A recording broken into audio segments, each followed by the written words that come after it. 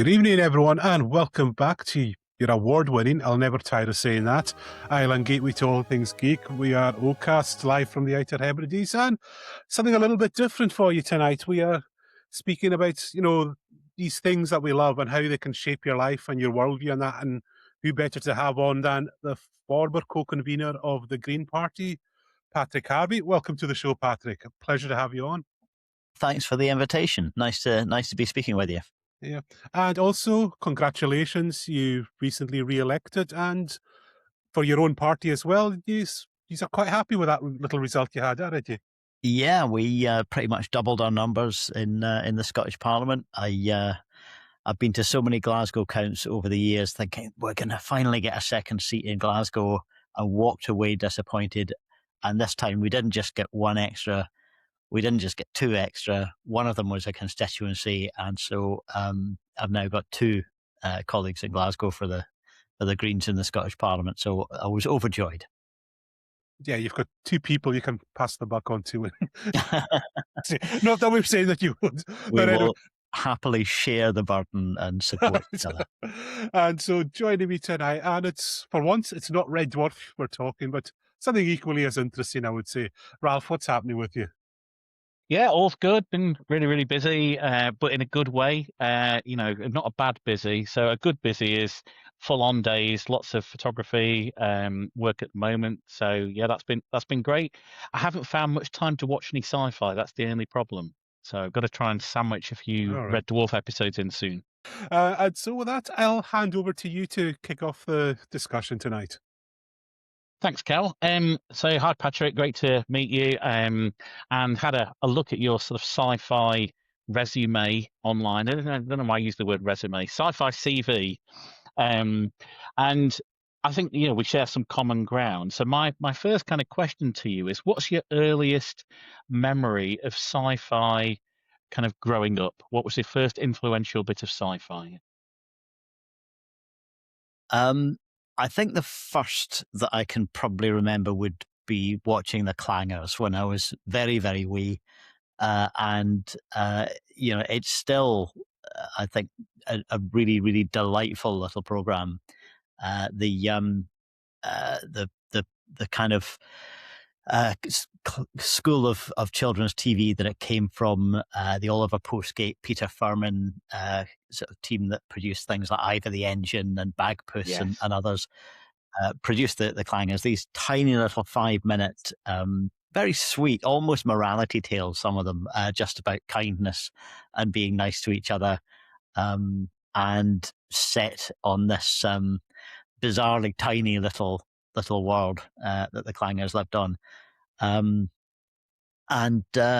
When I turned 40 to celebrate my 40th birthday, I hired out a screen at the GFT, and I didn't tell people what they were coming to see, and they got to see one main feature, which was Soylent Green, which came out pretty much when I was born, but they got an early 5-minute episode of the Clangers as the short film at the start of the program. So it's there's something about Oliver Postgate's voice in introducing it, which still just strikes a chord with me.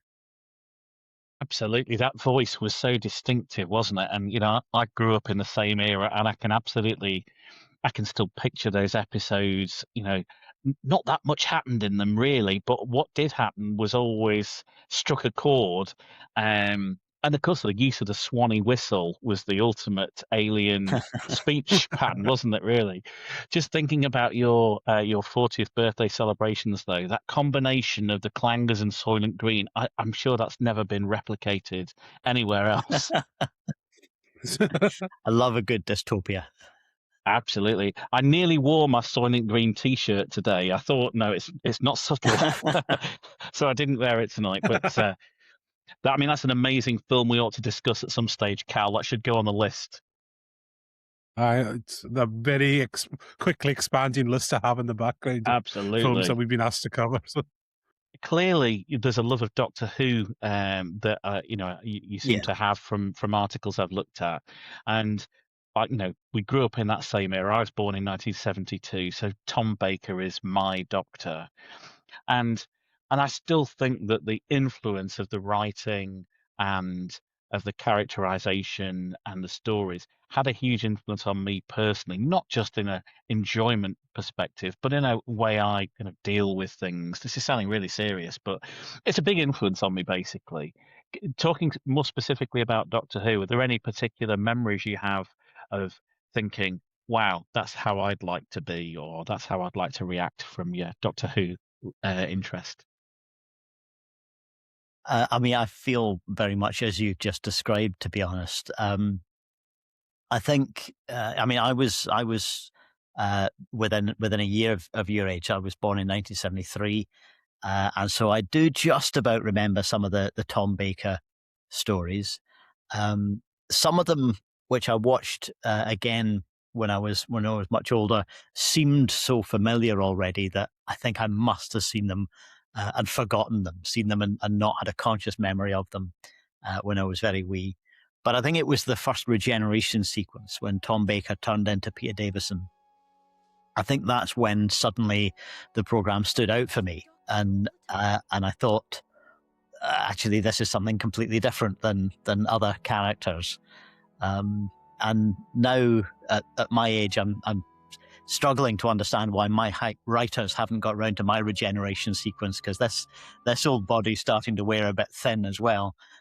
Same Um, here. but yeah, the some of the one-liners in those days, particularly in the Tom Baker era, were so lovely and kind of captured something philosophical as well as funny.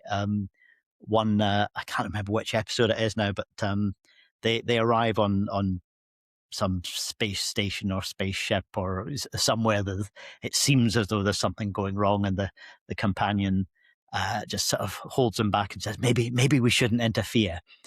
And he responds, interfere? Of course we must interfere. Everyone must do what they're best at. Genius. Absolutely genius. So a lifetime of interference, springs out from these things, doesn't it? I think, yeah, it had some emotional power. Those regenerations, particularly. I remember exactly watching the Tom Baker and Peter Davison one. It was almost like a bereavement in some ways, but then it carries on. It was the sense of doom that hung over those last Tom Baker episodes was really significant for me at the time. And then watching them years Yeah. later, it still got the same feel to it. So we're all just barely just children of the 70s. So I do actually remember being terrified of the regeneration because I've got just enough memories of Peter Davison becoming Colin Mhm. Baker and his notoriously unhinged first episode where he Yeah. strangles his companion. And I even remember as a kid going, what's happened here? But there's also something quite challenging about it for the actors involved, I think, and for the writers. It has to be genuinely a different personality. It has to allow the new actor to inhabit the role, but it also still has to be believably the same person at the same time, completely different and completely the same at the same time. And I think that must be a pretty unique acting challenge and writing challenge, which, sometimes it's been done brilliantly well, sometimes it hasn't worked quite so well.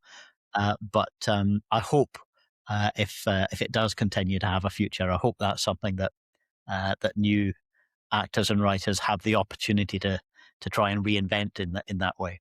I've reached the point where I do think it needs a few years off. I think that Yeah. the writing just has got a bit lost, and the simplicity of the format of just being able to land somewhere and tell a story has been got a bit lost, and I think giving it a few years off, maybe letting the independent media, things like Big Finish, do their own thing, and let some of the creativity flow in the way that it did in the hiatus years after the first cancellation. But also just spend less money on it. I think it suffers from having too much money thrown at the screen sometimes. Yes. Just, there also, like, because we're talking here about how these things have influenced us and the effect they can have on your life. Now, you are a queer man as well. How much did sci-fi I mean, I don't know what your personal story is like growing up in Glasgow in the 80s. I can't imagine it was that queer friendly at the time, was it? Well, I grew up in Dumbarton, which is Right. fairly close to Glasgow, sort of between Yeah. Glasgow and Loch Lomond. Yeah.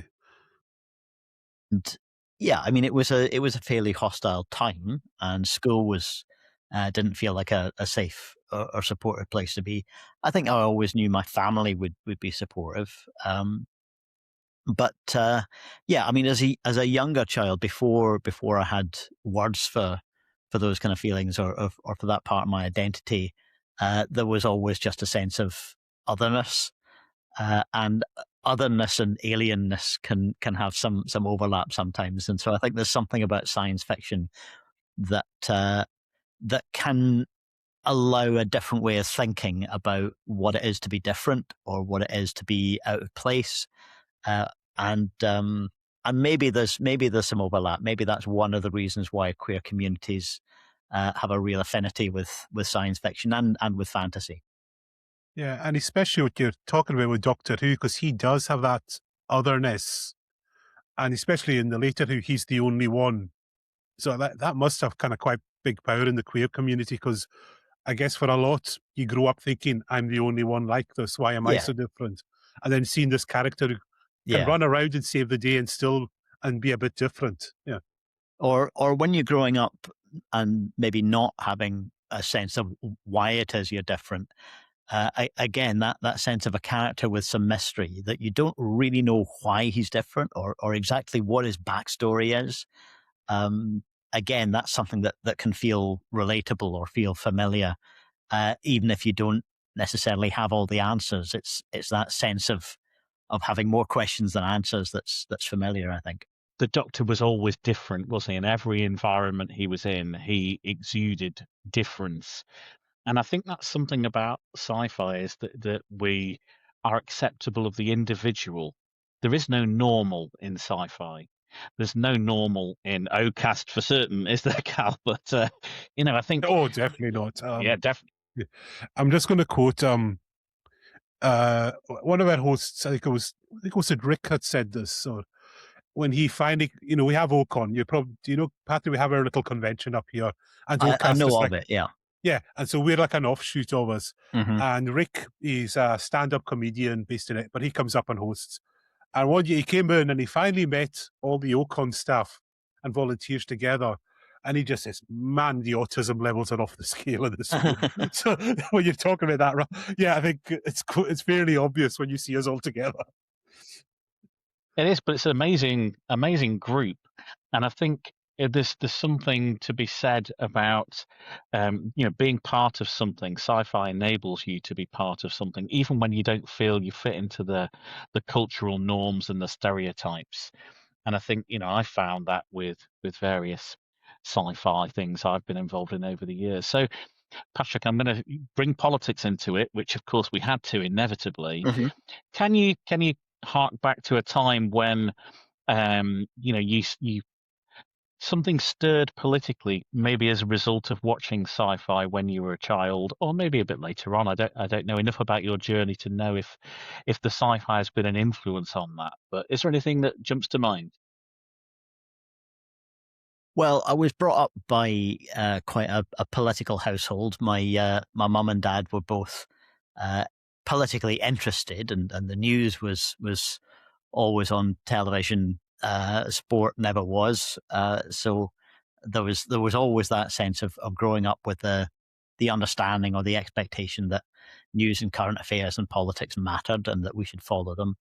My mum was much more of a political activist than my dad, and she was involved with whether it was kind of local community and environmental organizations, or with trying to set up branches of, I think, first the Friends of the Earth and then the Green Party, as it originally was the Ecology Party way back in the day.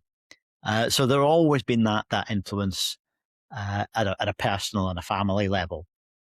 I think, though, it's really worth reflecting on the way that science fiction has the power to explore these ideas, not just take away from other forms of drama and fiction that can do it, but science fiction can do it in a way that's very, very different and provocative.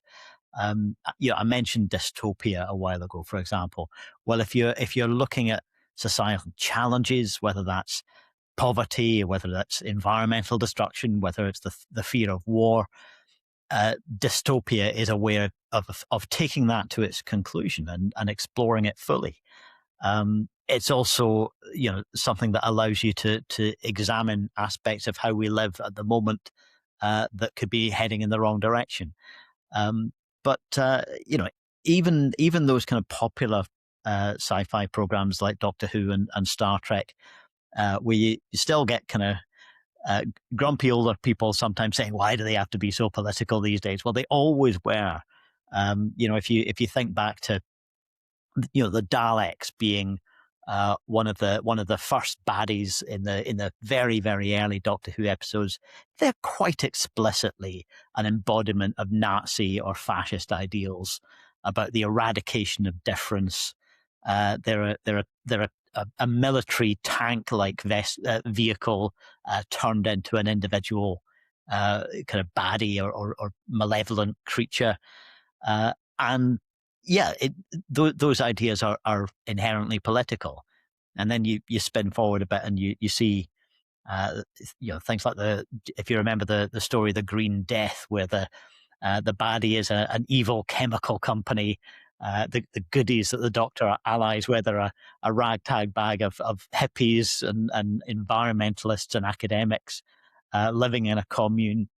And you find out at the end, okay, close your ears or mute for a few moments if you want to watch it and you haven't yet and you don't want spoilers, but you find out at the end that it's run by a psychopathic computer whose acronym is the BOSS. So literally this is fighting against the boss class.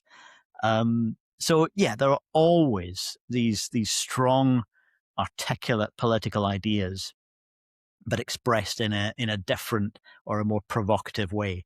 And you can see the same thing in science fiction, from the highbrow to the funny and silly and comic. We've got a I'll question leave you popped in, with this haven't we? one. We've had a question from Mr. Jeebus. You can read that out. So, is Star Trek the ultimate exploration of utopia, set in the future where humans have gotten over war, disease, etc., and traverse the universe with the spirit of exploration, peace, shared learning, etc.? I think that's a really interesting question.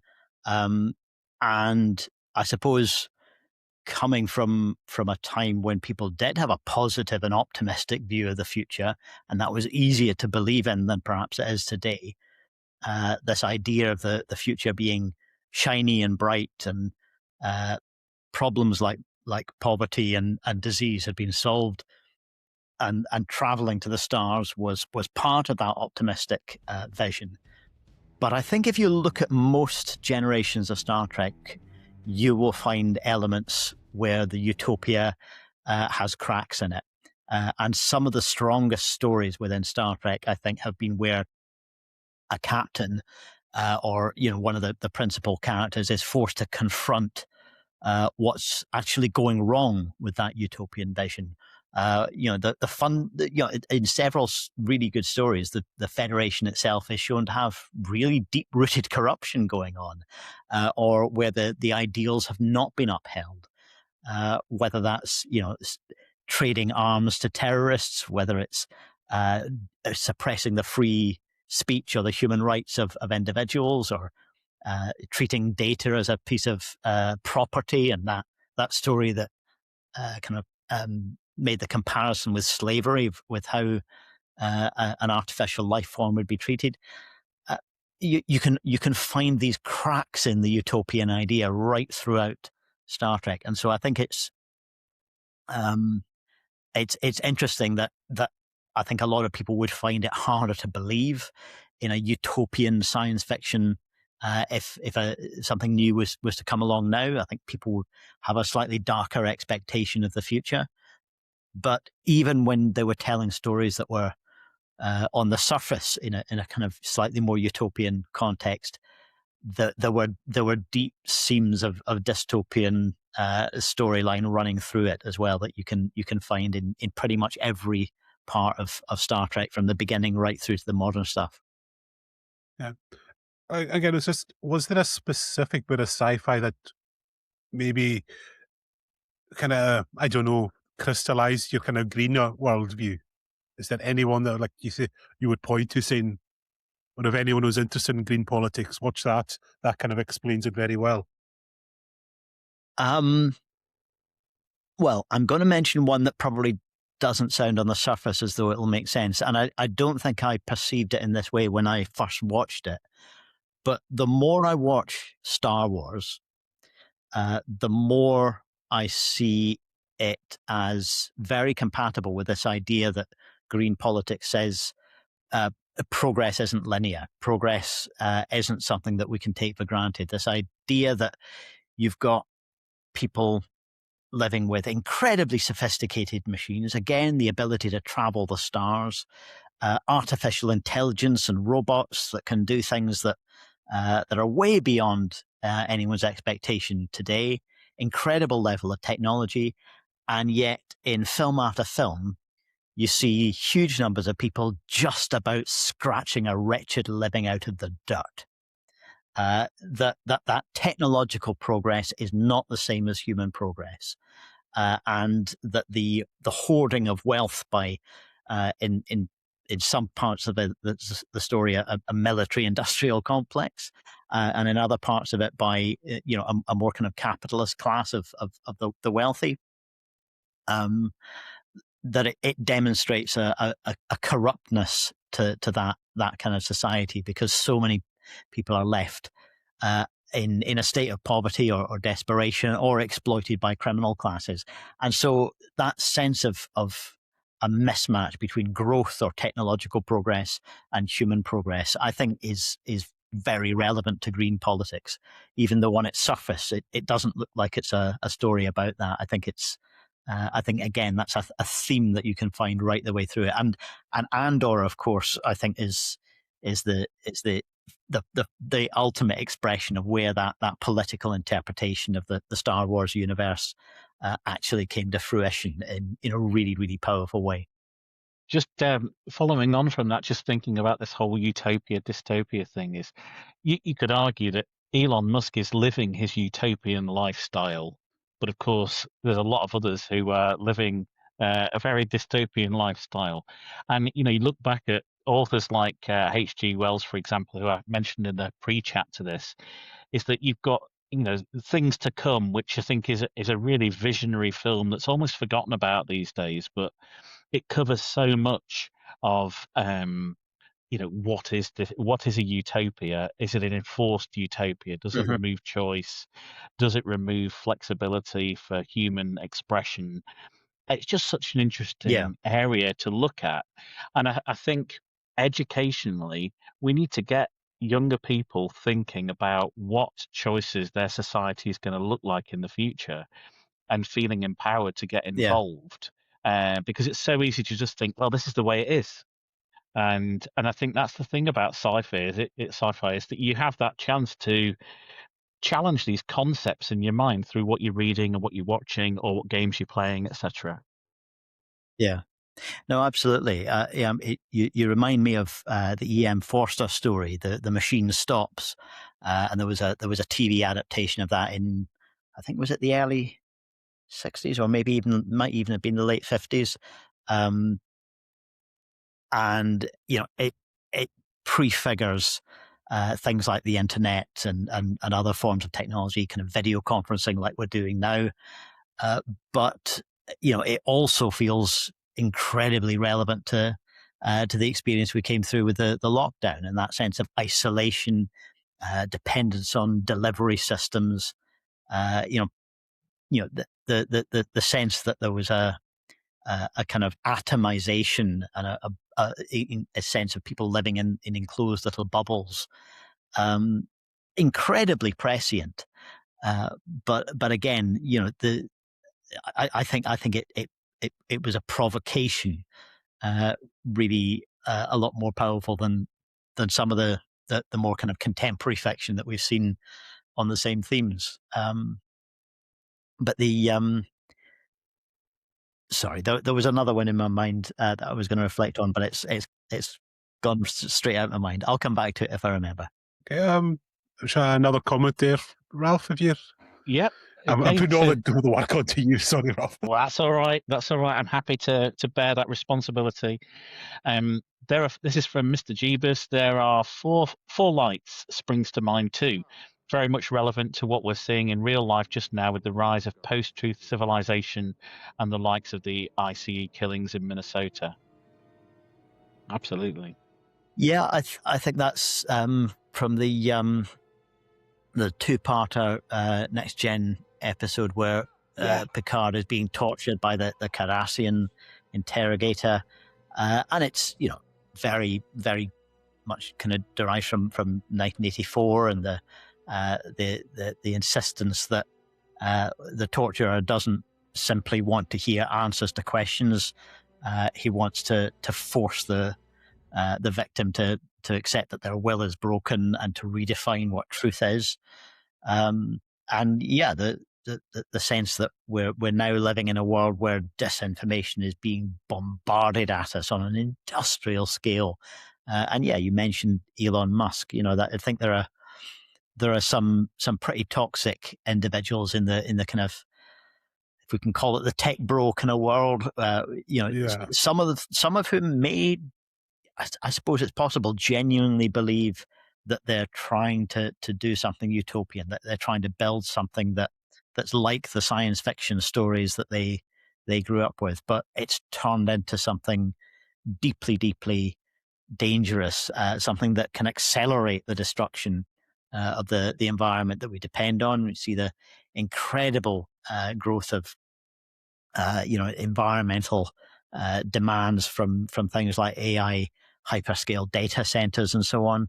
That this is not something that just is a kind of easy wee thing that you do on your phone or your computer. It's got real world consequences, and it's got real world consequences in terms of our culture as well, of atomizing people, of seeding mistrust and hatred and animosity. And here in Glasgow, we saw that spill out into real world violence just the other week. And the potential threats that come from that. I think we need the storytelling power that science fiction has always given us if we're going to find ways to explore what's happening to us right now, to understand it, and hopefully to change the direction. Yeah. Okay, so it's from Mr. Jeebus, the very prolific Mr. Jeebus. Similarly, people complaining about Marvel comics being woke, clearly they never paid attention to them because they were always punching up. X-Men was always an allegory for queer kids, for example. Yeah. Yeah. Yeah, and the superheroes, some of them produced deliberately as anti-Nazi propaganda in their early times. That sense of politics. Captain America literally exists as an anti-Nazi. That's it. I even remember hearing somebody the Watchmen movie. The movie version of that was I thought quite poor, but I hadn't read the original graphic novel when that came out, and I eventually went and read it. And I remember somebody saying about the film, somebody who hadn't read it, saying about the film that there was too much politics in it. Well, if you look at the original graphic novel, the politics is there in panel 1 of page 1. It's about Nixon's third term or something like that. It's very explicit, and even the title is a reference to one of the oldest questions in politics: who guards the guards, who watches the watchmen. So yeah, I think the notion that we can separate out the political from the fictional is, I think it's not only a mistake. I think we would lose something if we even tried to do it, but it's not possible. And what's interesting to me with Watchmen, I'm a huge fan of the comic. Disappointed with the film, and then you realize this is when you have a director who doesn't quite, when we're talking about the political intentions, Mm-hmm. you know about the director, Snyder, isn't it? Yeah, Snyder. Um, he's a Randian. Really? He's a bigger, which when you watch Superman Man of Steel becomes very apparent. And so he took on Watchmen, and you're like, I think he read something very different. Like when he's reading Rorschach Yeah. going on about not going to help him, I'm just going to do. He said that he's not the good guy. I wasn't aware of that. That's Yeah, good to know. There was a TV adaptation as well, not a direct adaptation, but a sort of Watchmen 25 years later sort of TV series, which I thought was very good. And I think as I say, it wasn't a direct adaptation, but I think it said things about the America of that era in the way that the original Watchmen said something about the America of the time in which it was written. yeah, because if you go and watch those recent Man of Steel films that Henry Cavill, Hmm. being aware of what Zack Snyder's politics are, it's very blatant. Like what he's trying to say. It's that whole Randian. I'm just in this.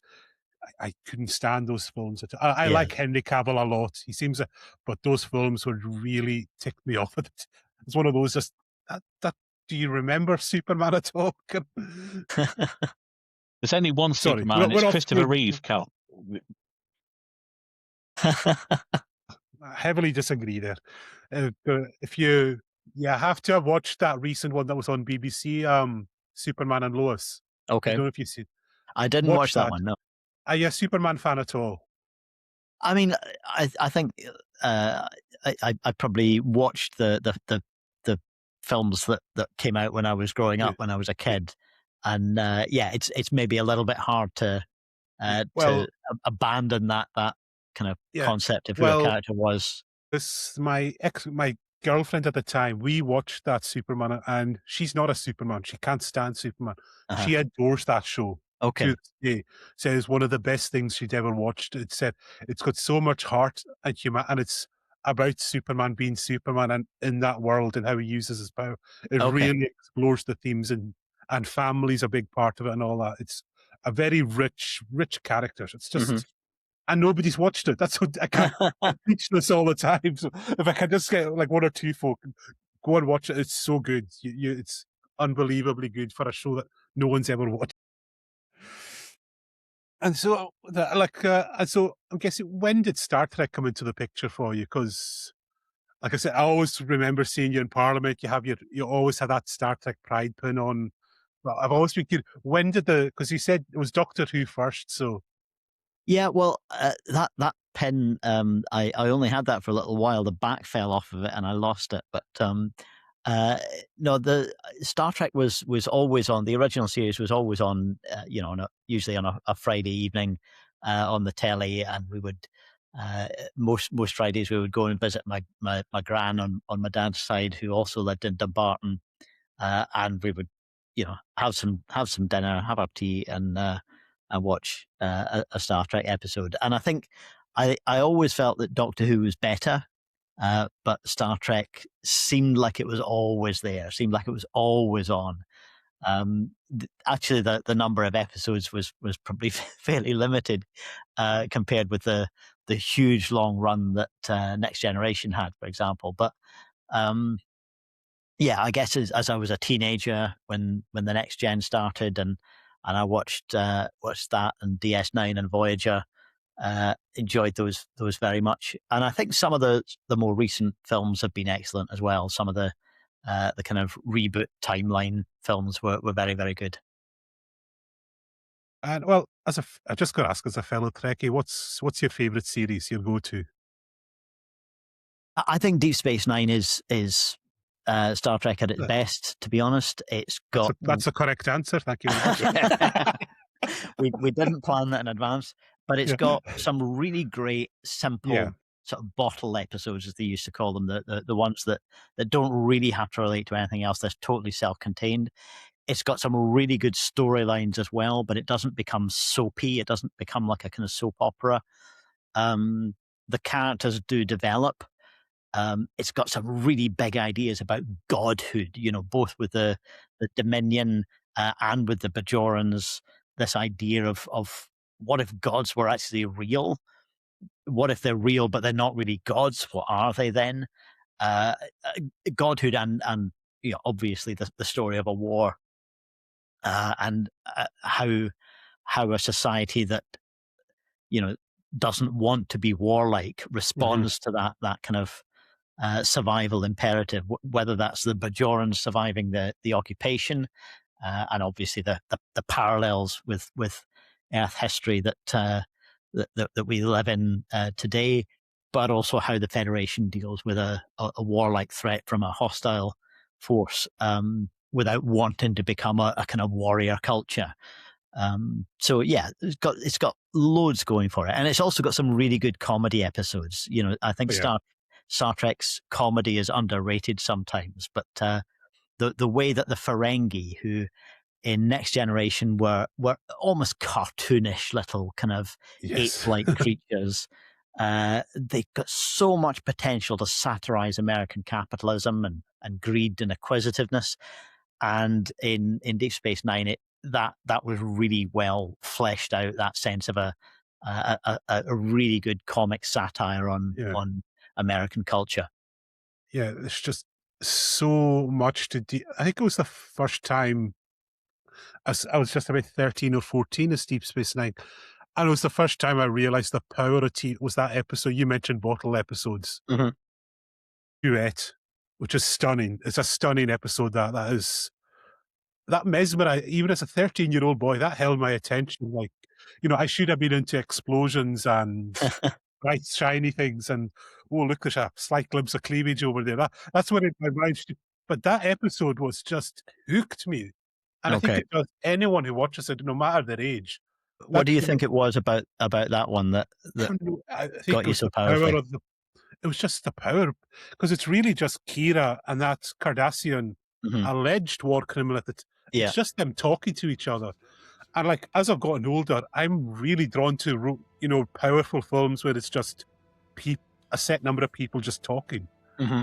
If you can, you can get so much more out of that than any CGI explosion. Like, that's this, and I don't know, that's a sign of me just getting old and boring now or what. Did you ever watch a film called The Man from Earth? That rings a bell. I'll recommend that if you haven't seen it. Again, it's not science fiction, but it exists in this kind of space that's somewhere between reality and unreality, and it's just a group of people in a room, almost entirely set in one room. And an academic has announced he's leaving town, and he's got some of his pals from the university to have a last drink with and say goodbye, and they want to know why he's leaving. And so he starts to explain or to tell this story about um, every once in a while he moves on because people start to realize he doesn't age, and he lays out this story that he is thousands of years old, and it's always unclear through it. Is he just testing them? Is he playing a game and testing all their different knowledge of disciplines like anthropology and archaeology and medicine and so on? Or does he really believe this? And if so, is he ill, or is this in some bizarre way true? And this incredibly dense philosophical conversation between them is dramatically alive. It's a really, really, it manages to sustain that kind of storytelling vibe throughout this film, almost entirely set in one room. Yeah. In fact, I think now the moment that hooked me on that episode duet, it's when he's pretending to play this warlord, Mm. and he says to Kira, say, I would ask my men to go out and kill Bajoran scum. Yes, And they would come back, their hands covered in blood, but they felt clean. Why did they? Because they were clean. It was just, what the hell? yes, That is, and it's like that, and then like realizing later on that they had to have gotten that line from some horror in history.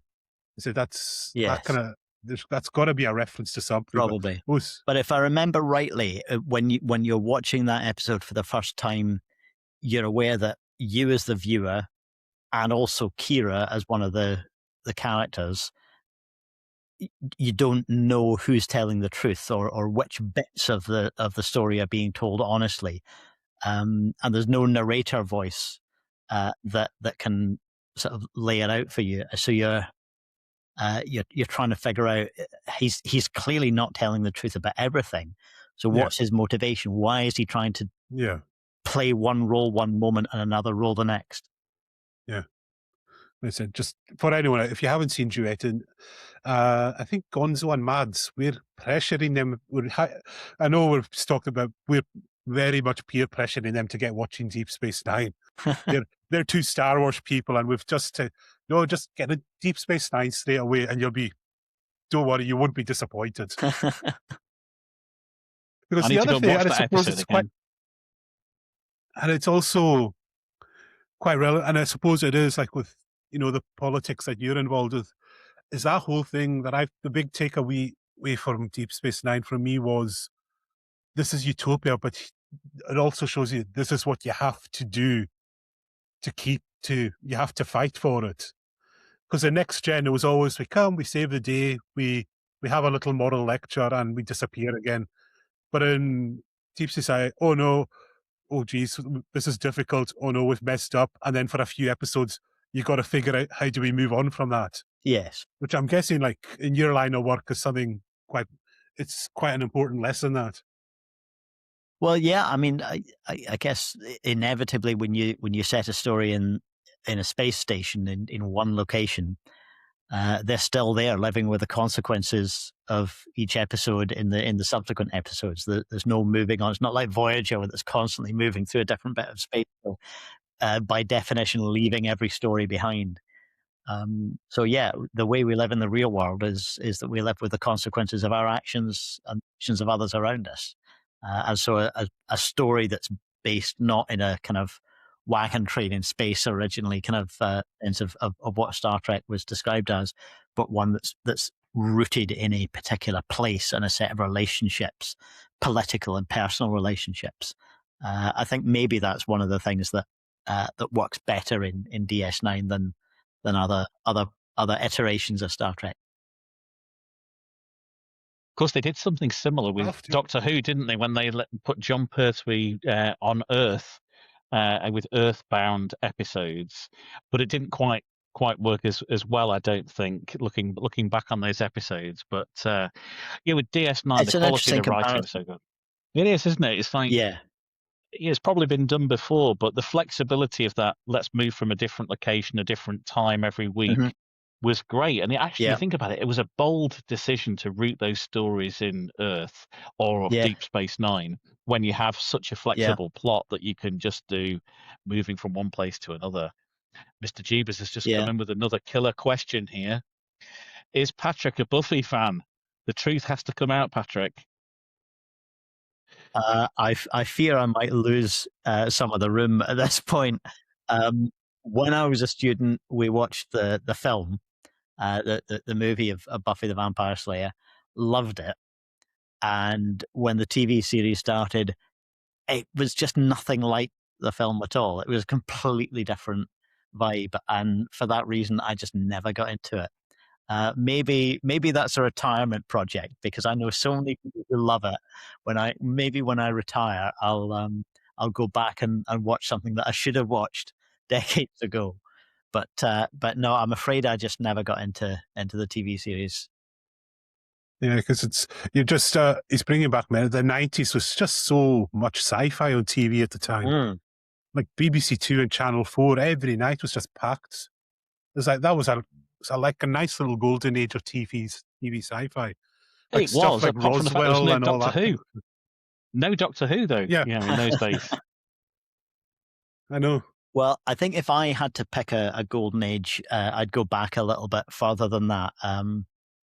If you think about the kind of 70s sense of what dystopia really meant, and you've got things like Day of the Triffids, the brilliant BBC adaptation of that. Was that late 70s? Might have been early 80s.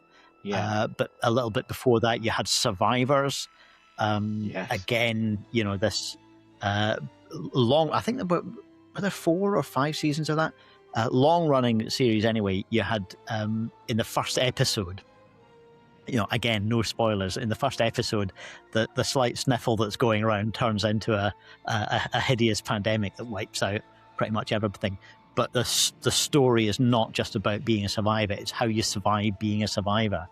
It's how people begin to rebuild, and what the challenges are of being a survivor and surviving that. In some ways, the best kind of modern version of that was The Walking Dead, where, albeit there were zombies in it, it wasn't really about the zombies. It was about the challenge of how to survive being one of the survivors. And that British series Survivors, I think, in many ways, compared with today's production values, it doesn't hold up, and it would look really ropey to a modern audience if you just repeated it. But it was. I think that's the kind of imaginative, speculative fiction that I don't see these days. That I would like to see applied to the challenges and problems of today. I'm so glad you Because I mentioned that remember, one. yeah, my memory of 80s sci-fi TV is a lot was really terrifying. It was like properly scary, some of it. Mm-hmm. Like another one I remember is the tripods. Oh yes, Yeah. yeah. I mean, And then, again, if you watch that and think about the technical production values, it probably doesn't stack up by today's standards. But it told the story really, really well to me as a kid, who'd I think started reading the books at the same time as I was watching it, because I hadn't heard of it before. And I mean, the books are terrific as well. But the adaptation at the time, it just felt really compelling. and It just to totally round did. it off with one of the few things my parents refused to let any of us watch was V when that first came out. I mean, I don't know if anyone else had to suffer that. Like, there was a lot. I remember a lot of parents were. That was properly. I think there was complaints about that when it first aired, wasn't there? Yeah, yeah. But then, there were complaints about Doctor Who when Yeah, Mary Whitehouse was on her moral crusade or whatever. So Yeah. kill, children love being scared, and I think that's what some of the early reboot stories in Doctor Who really got right. In fact, I'm not a huge fan of the Stephen Moffat era as showrunner, but some of the stories he wrote properly scared the kids, and he really understood, I think, that children get some thrill and some enjoyment out of being properly scared. It's not an unhealthy thing. yeah. It's where you So I learn to even be remember that scared, with isn't my it, at home? ex-girlfriend. Yeah. Yeah. So I remember that with my ex-girlfriends, getting they didn't have a TV license, so I was borrowing copies of, the Jodie Whittaker, Uh-huh. and the Giant Spiders episode came along. Yeah. And at the time, she said, "Oh, that was awful, never watching that." And then she said, week after week, they just kept watching that episode on, getting terrified, but they just could not take their eyes away. It was just, but I think it was then at the end, because at the end, it's like the spiders can't breathe. They've been forced into this horrid existence. And they said, I think that was what kept drawing them back into it, was that Do you know they're there's not something monsters else at the about end. these different generations of Yeah. television and film that we Yeah. haven't touched on it, and it's the physical medium. Uh, you know, Thinking back a little bit before my time, if you were a Doctor Who fan, you were desperately, swapping an audio cassette of the audio of a story. When eventually video came out, and you would save up to buy a video cassette of an older story. When people were still hunting for all those lost episodes, and we still see a little bit of that now. But the idea that you could just go to a streaming platform and pick from this vast catalog and watch whatever you want, um, it it is obviously convenient, and I think sometimes it doesn't quite expose a modern audience to that huge back catalogue of the Nigel Neal dramas, or all of that kind of, all of those gems in history, because perhaps they don't match modern production standard expectations and so on. But there is something that's been lost, I think, in Yeah, the inaccessibility of people really, really yearning to watch that thing that they saw once and they remember it having a huge impact. And when you finally get the chance to see it again, it's really powerful. So there was definitely something in that earlier age of swapping video cassettes or going to the bars and getting a dodgy copy or something. And those kind of rarities, finding them like little gems. Um, there was something really thrilling and exciting about that, which the vast panoply of streaming platforms with all of this content, kind of loses. There's a romance that's yeah, not yeah. there.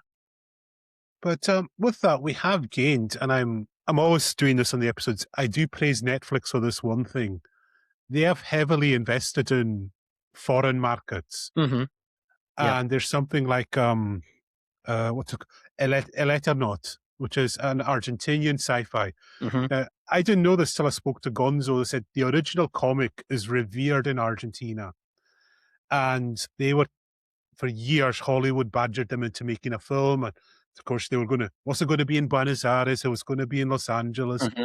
And Gonzo said like the whole thing it was written in the time of the military dictatorship, and it was a critique of it. Mm-hmm. But he was doing it using aliens, and the government didn't really cotton on to this. Okay. And then Netflix finally got a hold of it, and they've done a very faithful adaptation. I watched it; it was brilliant, by the way. Mm-hmm. And then there's another one, Project UFO, which I think you'd like that one, Pat. It's a Polish one, Okay.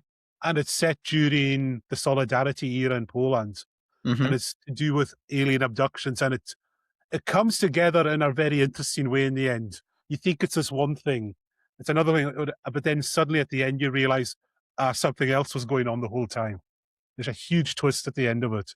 But that's what I say. That's the good thing I think with streaming is we've got access to foreign markets now Yeah. too. No, it's a good point, and I'll make Yeah. a note of that one, maybe one to have a look at in the summer recess. But yeah, I mean there are real positives to Yeah. the availability of Yeah. all of that stuff, but also, as you say, the investment that's going into to creativity, and it's producing lots more good stuff and lots more bad stuff as well. And people get to sift through it. But yeah, there's definitely part of me that kind of misses the thrill of hunting down an episode that you could never find anywhere. I think the other thing, just to say in relation to that topic, Patrick, is that back in the old days of the 70s, you had to scorch these things into your mind. I can remember watching the Star Wars movie at the cinema, and then you had to wait till The Mm-hmm. Empire Strikes Back came to resume the story with only what was in your Yes. head or an audio recording. I remember Yeah. borrowing an album from the library that had basically the soundtrack of Yeah. Star Wars on it. That's- But you had to rely on your memory / imagination Mm-hmm.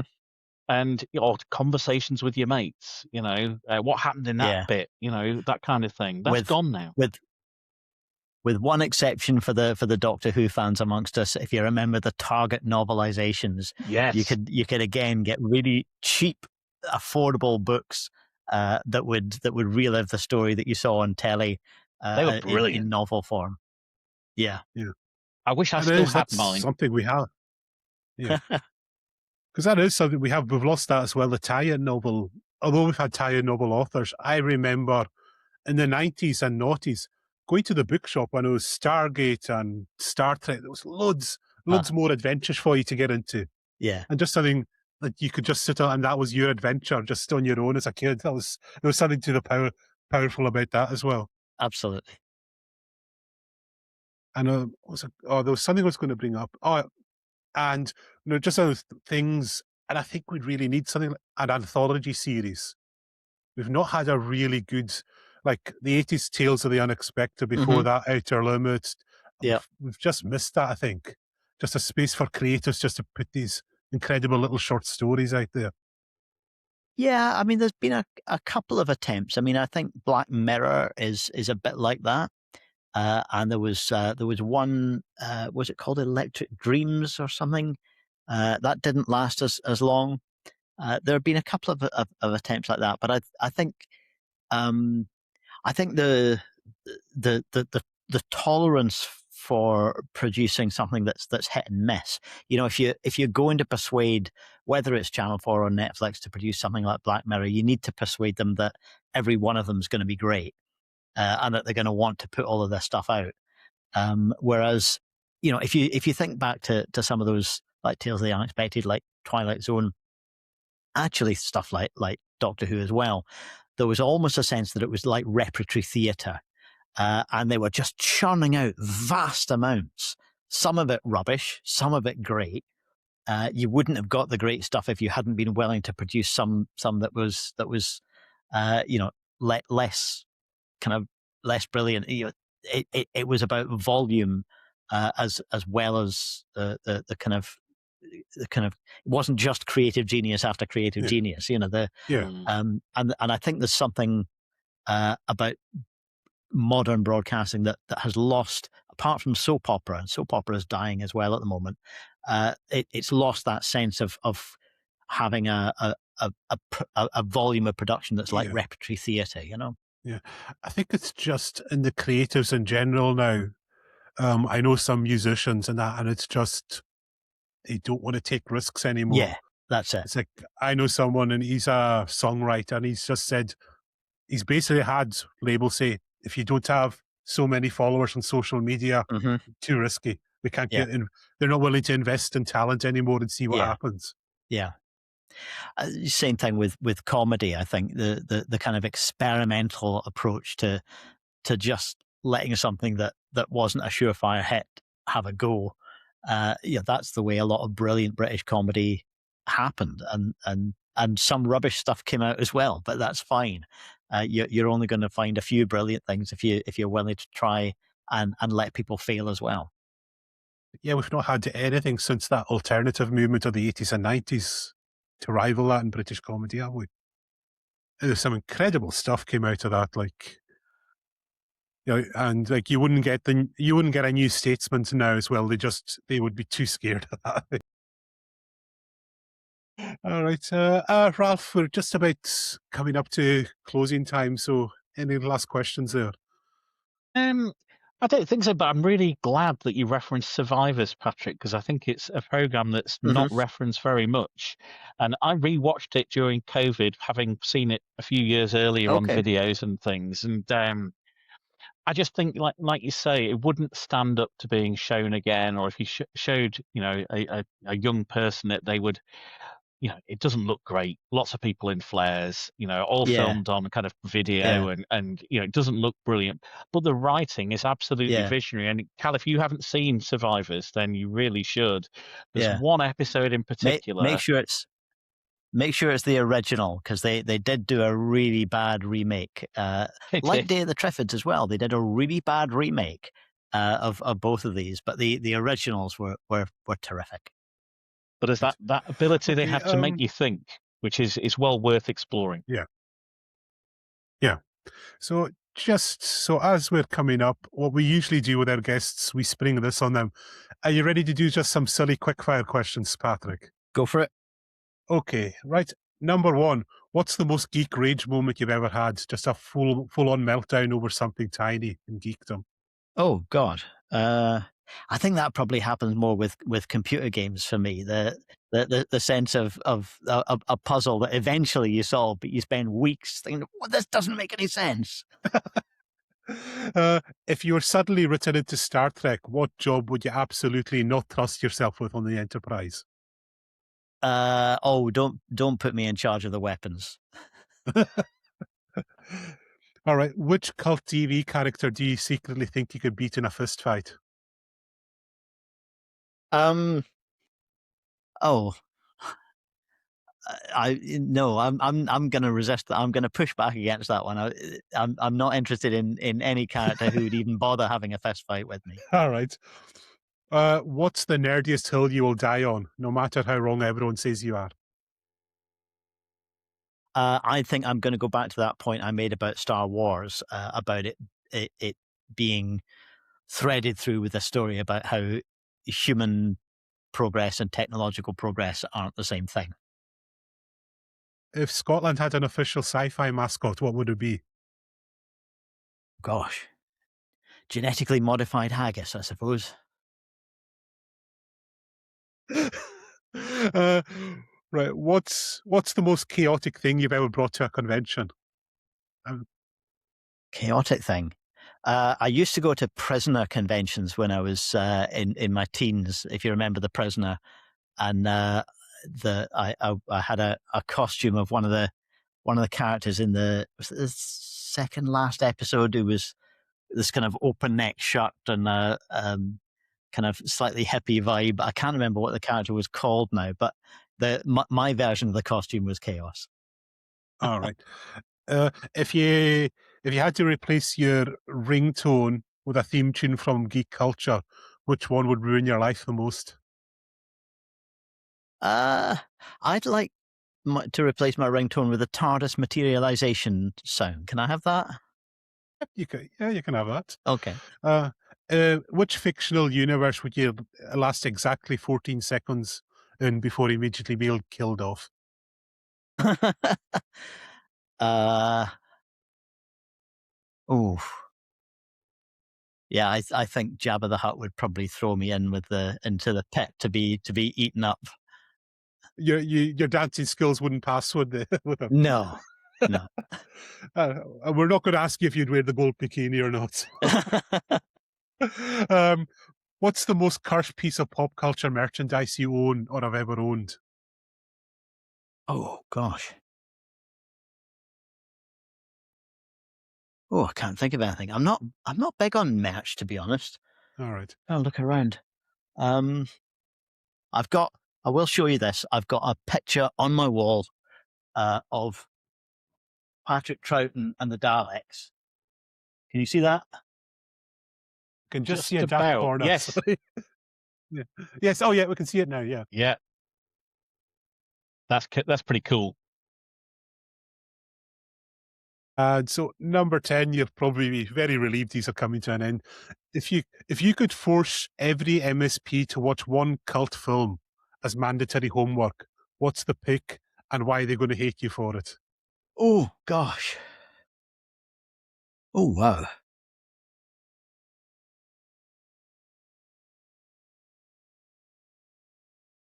Oh, that's too difficult a question. Um, Well, we'll just stick to if you could just choose one cult film for them to watch and they necessarily wouldn't hate you for it. all right. Well, I'll go back to that 40th birthday, and I'll choose Soylent Green. Great choice. And finally, this is a quick fire. Would you, well, you've already been up to Toulouse, but would you ever consider visiting again or coming along to our little convention?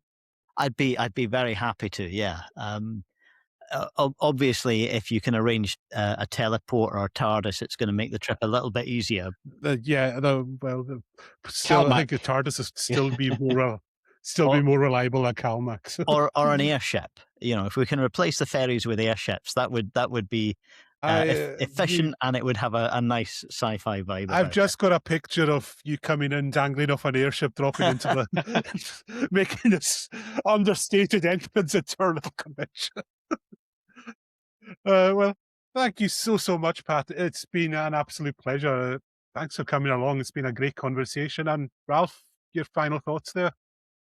Just really interesting to share that common ground of growing up in that era of those influential bits of culture. So yeah, great to meet you, Patrick. Thank you for your time and contribution today. Uh, Well, thank you very much for the invitation. I've enjoyed it a lot. all right. Well, who knows? Maybe we can do it again in the future of any other topics. Would you be up for it, Patrick? I'd love to. Yeah. Oh, that's great. All right, and just to everyone out there, I don't think I need to say if they want to reach out. You're quite easy to find online. I know. Just look for Patrick Harvie and you found him. So, and just to let everyone know, please like, subscribe, give us a follow, all that good stuff. It helps us out a lot. And thank you everyone for watching and listening wherever you are. And take care, and we'll see you all soon. Take care. Cheers now.